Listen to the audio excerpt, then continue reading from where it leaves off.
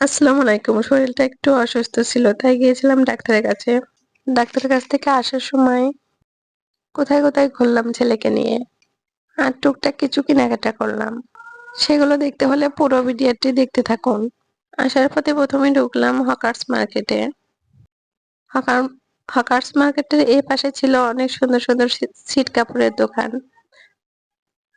আমি এখান থেকে কিছু ছিট কাপড় কিনলাম। প্রথমে আমি এই ছিট কাপড়টি কিনলাম।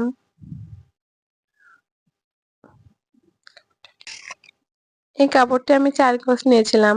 এটা আমি 4 পিস একটি জামা বানাবো। আর আশেপাশে দেখতেছিলাম কোনটা নেওয়া যায়। এই দোকান থেকে আর কিছু নিলাম না, একটাই নিলাম।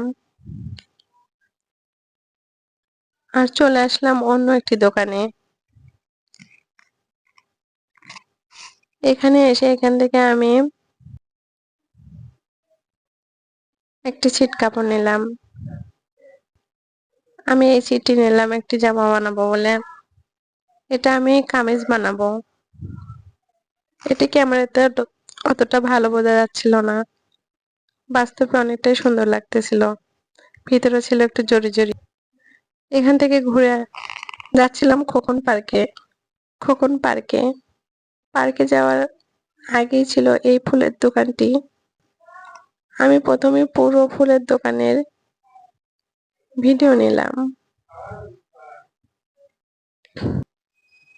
ফুলের দোকানে এসে ফুলগুলো দেখে কেন জানি আমার মন ভরে গেল। আর মনেই হচ্ছিল না যে আমি অসুস্থ। এত সুন্দর সুন্দর ফুল দেখলে মন ভরে যায়। ফুল তো সবারই ভালো লাগে, ফুল তো ভালোবাসারই জিনিস, তাই না? ফুলকে ভালোবাসে না এমন লোক পৃথিবীতে কমই আছে। আর এই ফুলগুলোর গন্ধে আমার মনটা ভরে যাচ্ছিল। আমার সঙ্গে আমার জায়ের মেয়েও ছিল। সে ভিডিওতে আসতে চায় না, তাই তাকে ভিডিওতে নেওয়া হয়নি। আর এখান থেকে আমি ছেলেকে নিয়ে ঢুকতেছিলাম পার্কের মধ্যে। এখন আমরা পার্কের মধ্যে একটু ঘোরাঘুরি করলাম।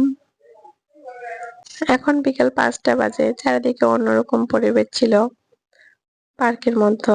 আমরা একটু চারিদিকে ঘুরে দেখলাম, তারপর এখান থেকে বেরিয়ে গেলাম। আর এখান থেকে আমরা 7 মাথা দিয়ে হেঁটে যাচ্ছিলাম। আমাদের বগুড়ার পান কেন্দ্র এই 7 মাথা। কি নেই আমাদের বগুড়াতে, সবই আছে। আল্লাহ হাফেজ, আজকের মতো এখানেই শেষ করলাম।